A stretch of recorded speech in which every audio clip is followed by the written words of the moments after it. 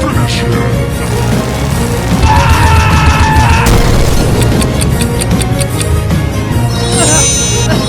What the hell is going on? Sorry, Freeman. Sorry, Doc. Sorry, Doc. Sorry, Doc. Okay, I'm going. Hallelujah! We do. Hey! Oh my God! What are you doing? Please. Goodbye. No. Here we go.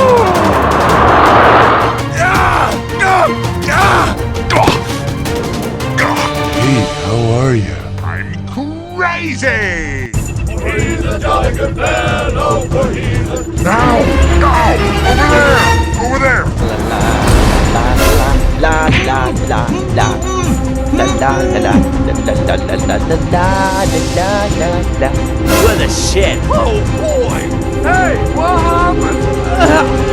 Hey, over here. Ready, set, go! I will kill you. All right. That's right. Hurry up. Yes.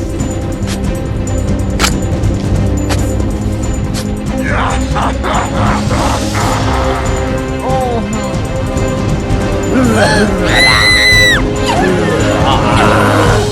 baby. Hey, over here. Follow me. Yeah! Hurry up!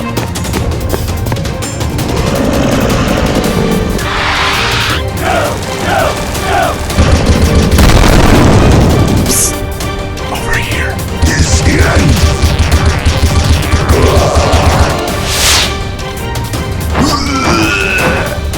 I'm gonna put you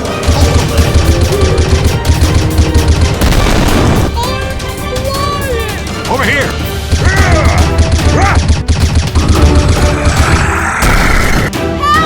Coming! On our way! Here we come!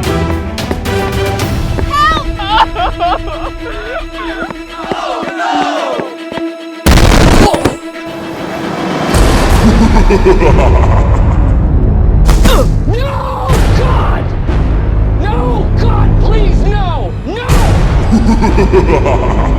I'll kill you. No! No!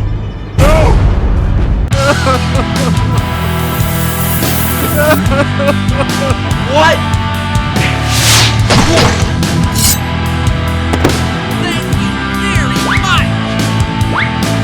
Hey, baby. Goodbye.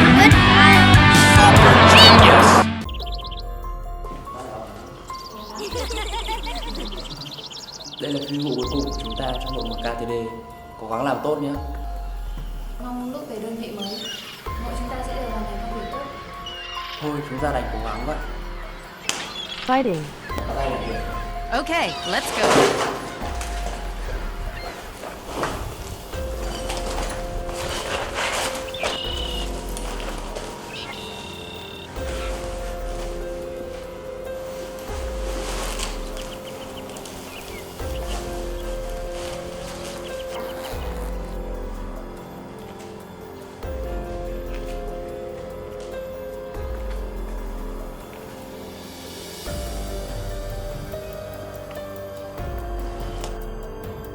Okay, I'm ready.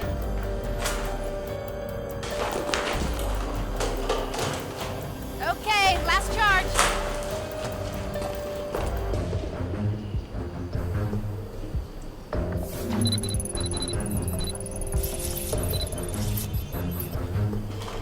Mục tiêu đã tới. Okay!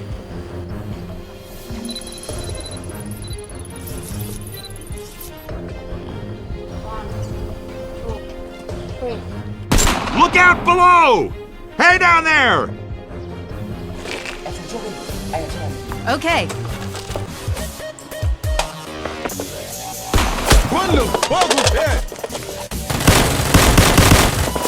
Frag out! Hurry up!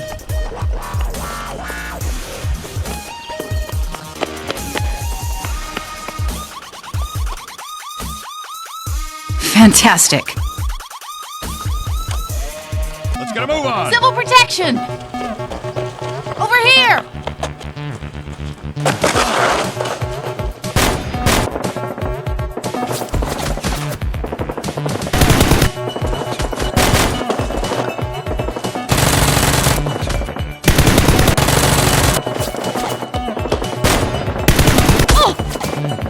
It's not supposed to end like this. I could eat a horse, hooves and all.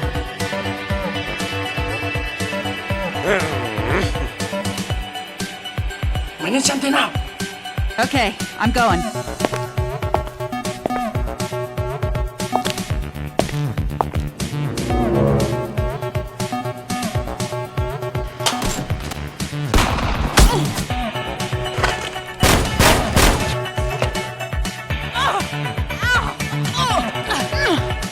Hurry up.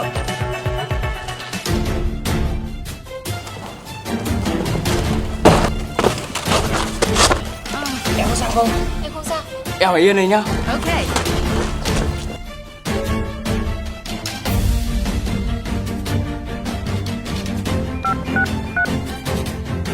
Sếp Tuần, em cần cứu trợ. Let's get a move on. Clear out before they target.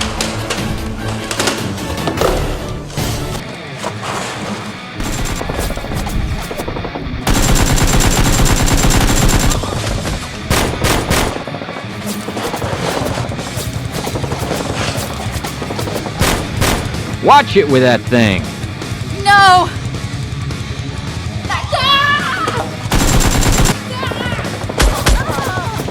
Push.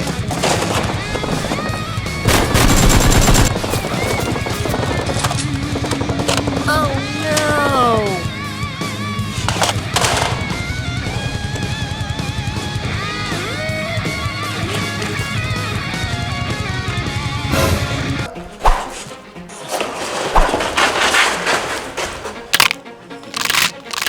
Come on!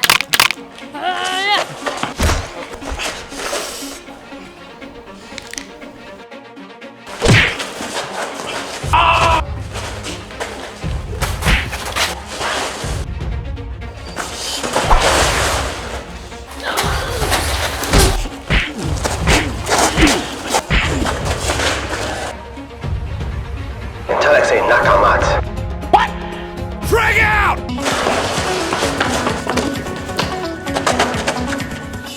Heads up. Anh, cứu viện tới rồi. Mất dấu nó rồi. Oh shit. Sớm muộn gì nó cũng sẽ bị bắt rồi. Mong đợi đặc nhiệm mới sẽ hoàn thành nốt phần còn lại.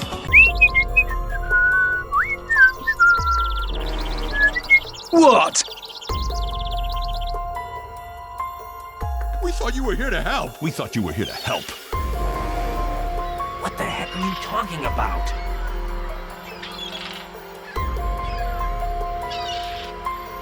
Hurry up.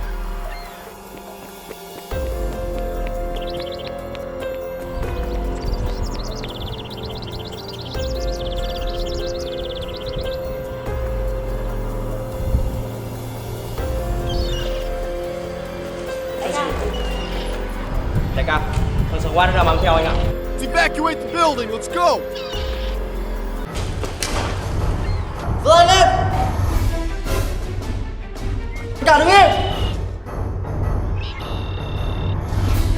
Có chuyện gì đấy sếp? Chúng mày đứng đây làm gì? Bọn em đừng nói chuyện trong vui mà sếp.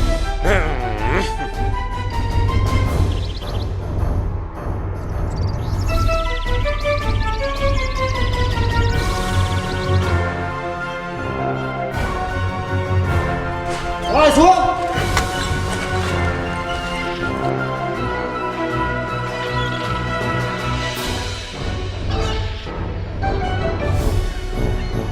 Bọn em có làm gì phạm pháp đâu sếp. Chỗ này không phải chỗ tụ tập. Giải ra đi. Vâng. You're gonna wish you had done that. Đứng giải ra đi nhá. Yên đây em ạ. Okay, I'm going.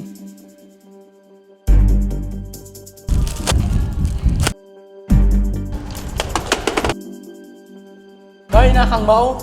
Nếu ok, năm anh lấy xe có số lượng lớn. Let me out of here! Here we come!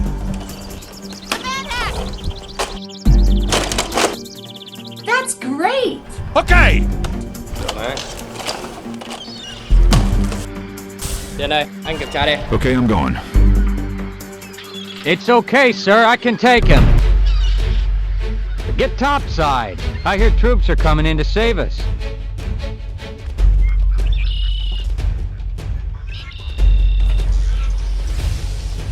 Nhất định là còn một cái gì đấy. Ba lô. Thành công anh nhá. Đây. Đi em ạ.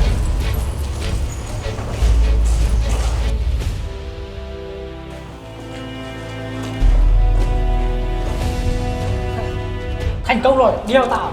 Yes, sir. Anh đứng kia. Sao chúng mày còn ở đây? You're fired.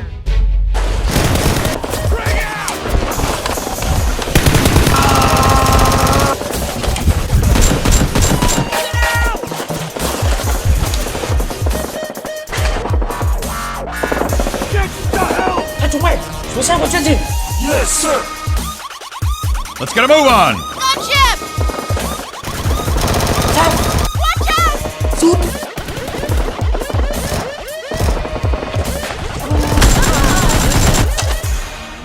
Sam. Có chuyện gì đấy? Bạn đi hỗ trợ tao với. Okay, I'm ready.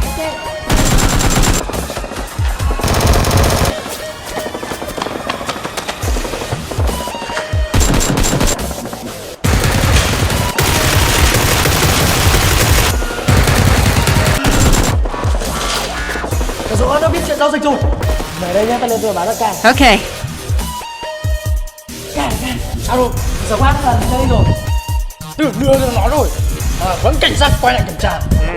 Là sao vậy ca? Mày xuống hiện trường nó. Tao nghĩ cách xem nào. It's okay, sir.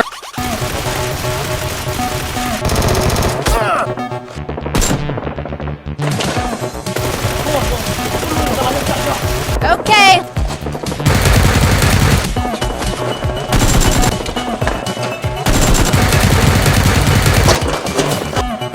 Đại ca, số oan lên đến đây rồi. Cái gì? Come on. Chuẩn.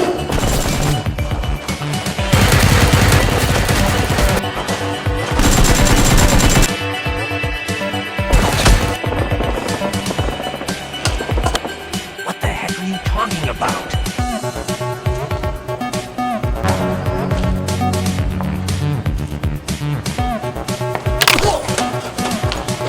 Hold your fire! Hurry up!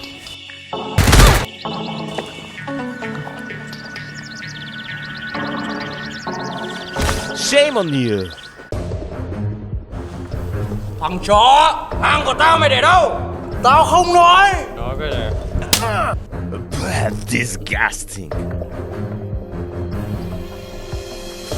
Có chết tao không nói. Fantastic! It's not supposed to end like this! So much for our last hope. So much for Dr. Freeman.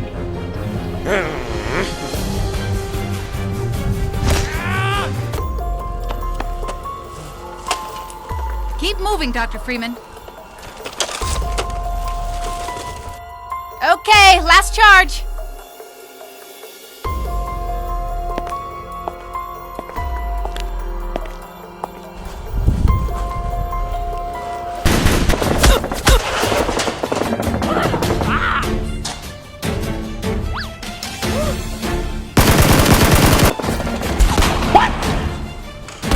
Get the hell! Come on. Yes, sir.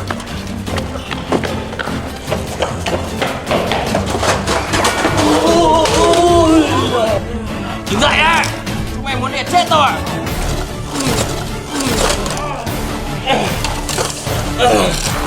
Chúng mày đi lần sau cẩn thận vào. Nhìn trước nhìn sau vào. What? All that way? Look out below. Scanners! Heads up!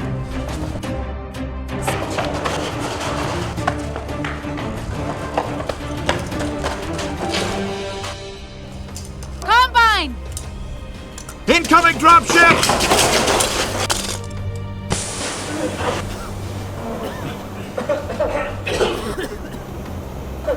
What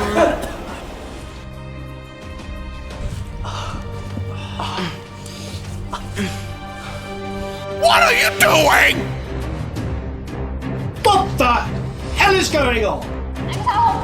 Đi đâu mà lâu thế? Có phải là anh không? Chúng mày, chúng ta bị lừa rồi. Đi về thôi. Let's go! Let's go! Hurry up. Hãy đợi kia, lại. We thought you were here to help. Eat lead, you outer space octopus! Đâu đấy? Đi. Let's go. Bọn này chạy nhanh đấy. Mệt quá đại cả. Hold your fire! Bring out! You're here! Okay. Catch me later, I'll buy you a beer.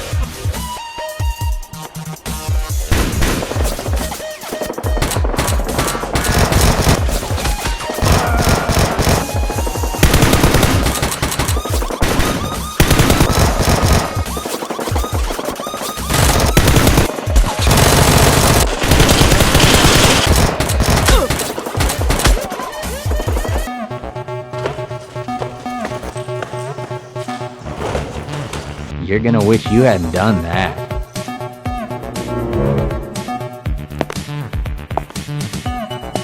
You must die! What? Watch it with that thing. What are you trying to do? Oh shit. Gordon Freeman! Got one!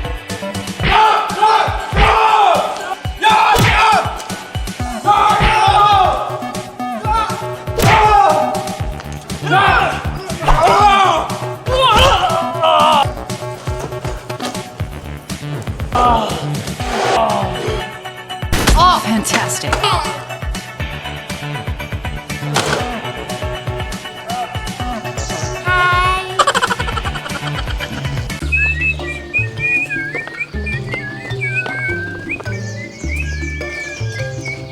Oh!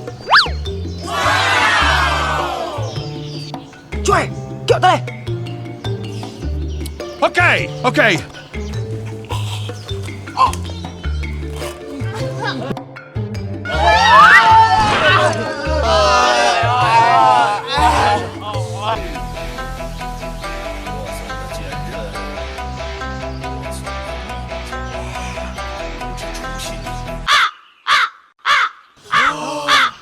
Oh no!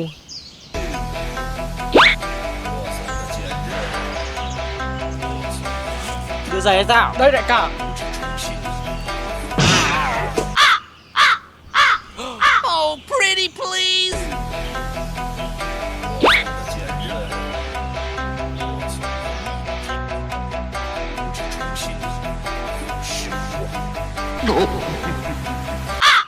Lại trượt rồi.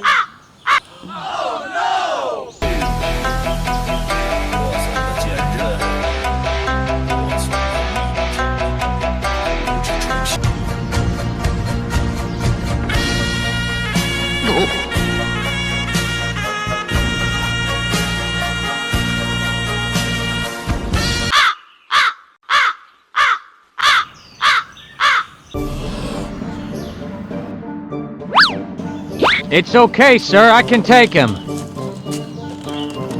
What are you doing? Ui, đại ca đã chưa dòng gì đâu.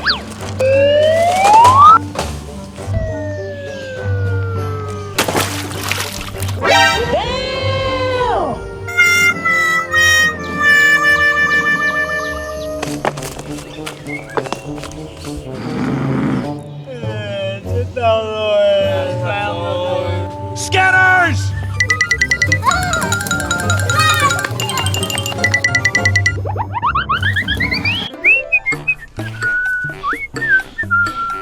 What happened? Uh-oh!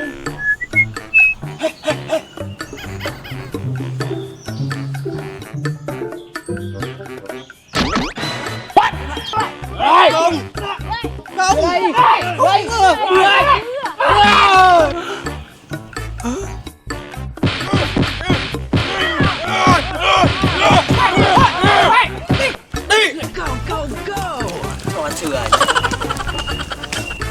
No, God! Ôi nhờ.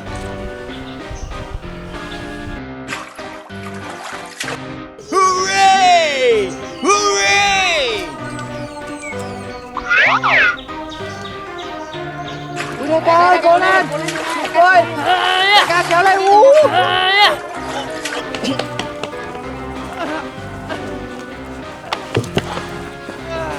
Làm sao vậy? Có một đội 5 thằng nó cướp thành công với em.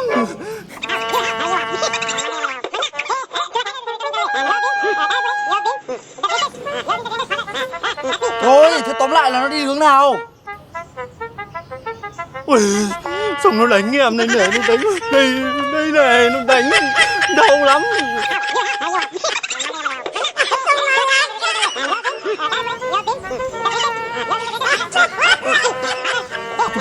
Thôi, thế rốt cuộc chúng nó đi lối nào? Hướng này. Cố lên đại ca, cố lên đại ca ơi!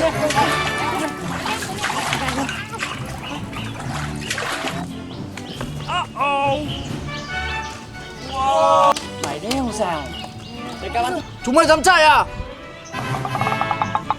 Bây giờ xem ai chạy.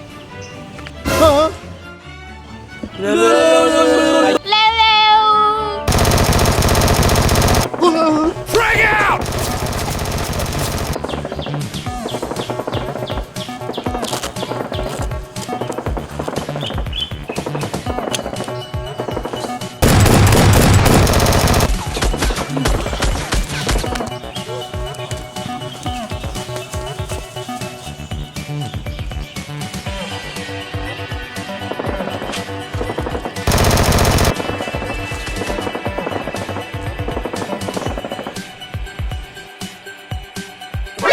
NANI?!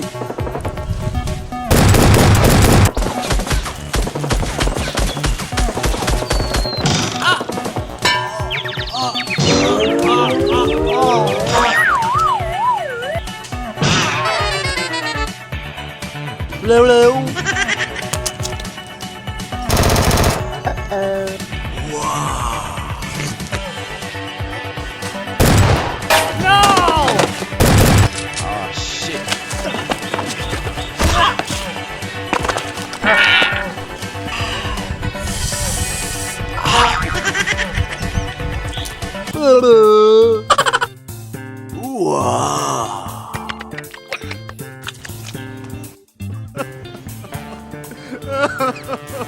Hai thằng em, anh cả chả cần cho chú à?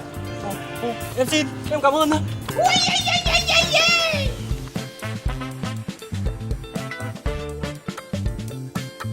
Vụ này tao phải trả. Come on! Let's evacuate the building. Let's go. What's the matter with you?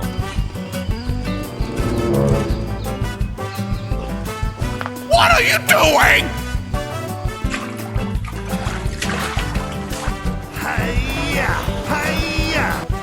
Mày giỏi thì mày bắn tao đi. We thought you were here to help.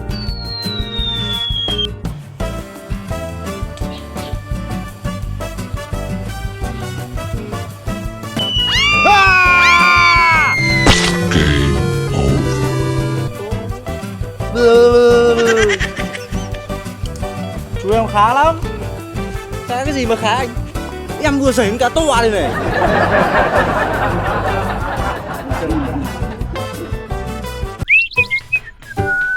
Hôm nay trời đẹp thế, đi câu thì tuyệt vời đấy. Hooray!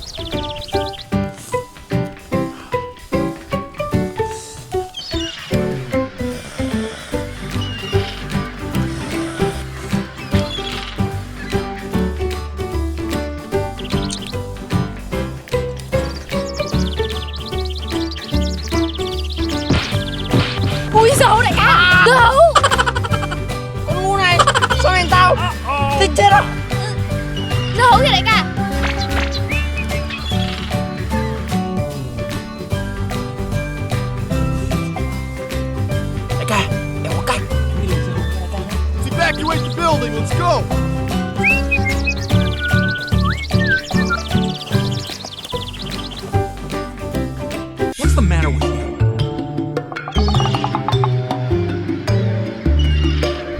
gì thế? Anh ơi, anh buộc hộ em cái dây giày với. Okay, okay.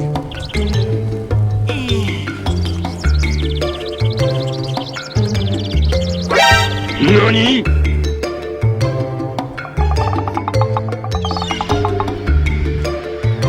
Thế này đã được chưa?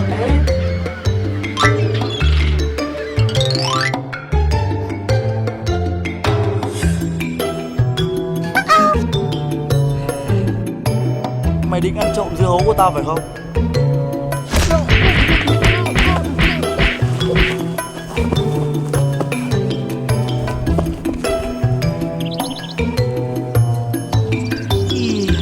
Ui hồi tí thì mất quả dưa hấu.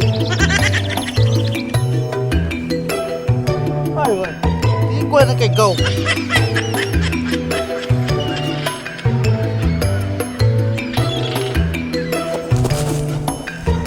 Đúng là cái đồ này. Ngay mà, lên trên cao đi theo tao. It's okay, sir. I can take him. Đây, đây. Let's go! Get topside. I hear troops are coming in to save us.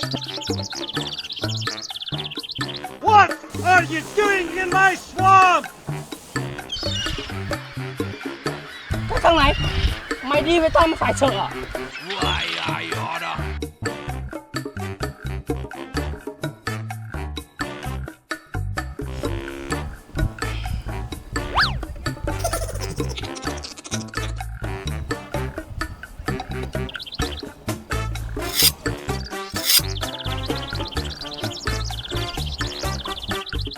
Hey, bột dưa hấu kìa.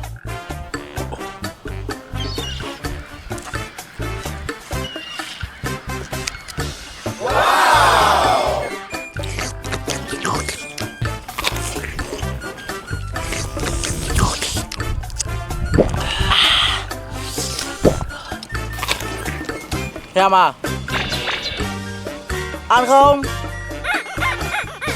Ra đây. All that way. Này, cho mày.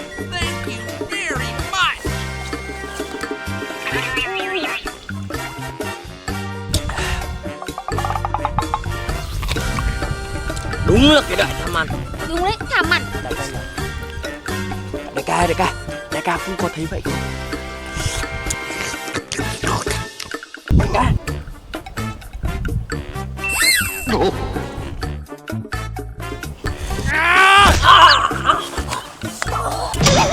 What are you doing? Tao ném tao ấy. Tao không cho mày ăn nữa.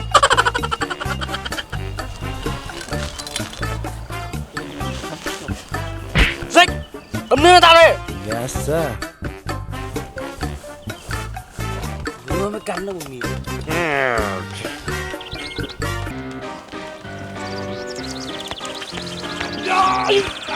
Kéo giúp mình với. Thế có cho dưa hấu không? Có, kéo giúp mình với. Okay.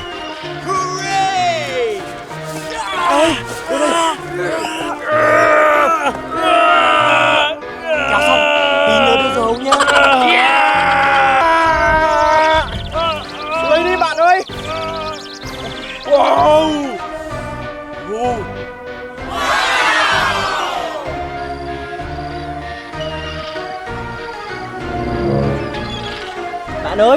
Bạn ơi, cho mình dưa hấu nhá. Ok.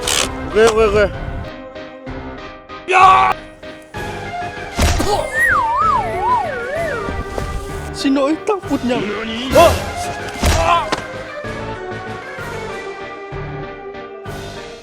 Này, sao? Cái thằng anh đây đi. Yes, sir. Hurry up. Mẹ cái thằng này ăn gì nặng thế không mình? Go.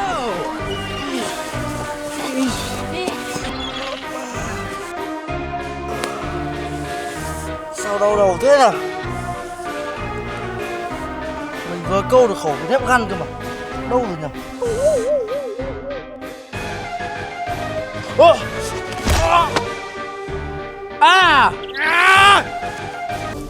mệt quá đại ca ơi. Xuống đi. Có cách gì để cho nó tỉnh dậy được? À, đại ca một cách. Tỉnh chưa? Tiếp đi đại ca. Chưa tỉnh đâu. Dậy nào. Nó chưa tỉnh để em phát nữa. Thôi. Tỉnh thôi. Tôi tưởng chưa tỉnh. Ê, chúng mày xem, ta thu được lợi phẩm gì này? Wow.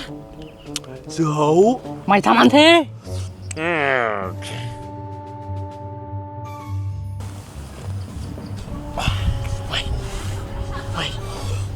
Mày. Em xin. Tao.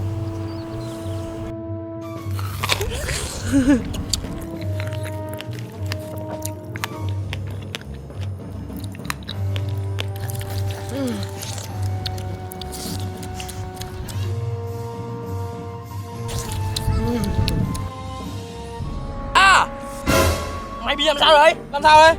Em ăn nó quá này cả. Rất ca mình. This is bullshit. Sư mình. Đau bụng đi. Giờ. Đúng hai cái bọn tham ăn. Ui giời. Ây da. Ôi giời, đau bụng.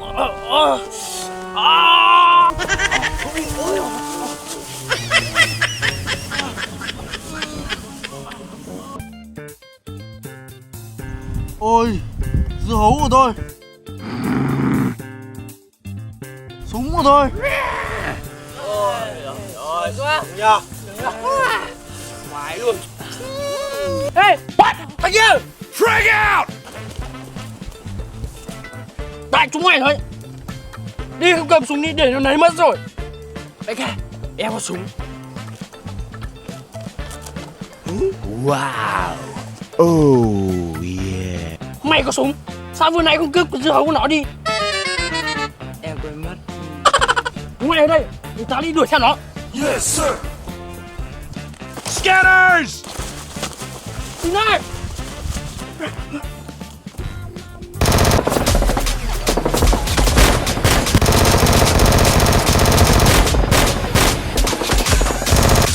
Oh no, you're not the man I thought you were.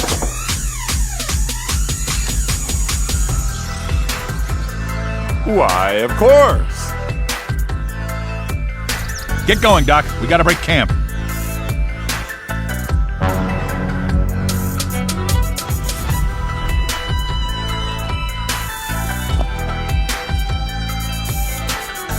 Hook that hose up. Lần sau chớ đánh đào nhá.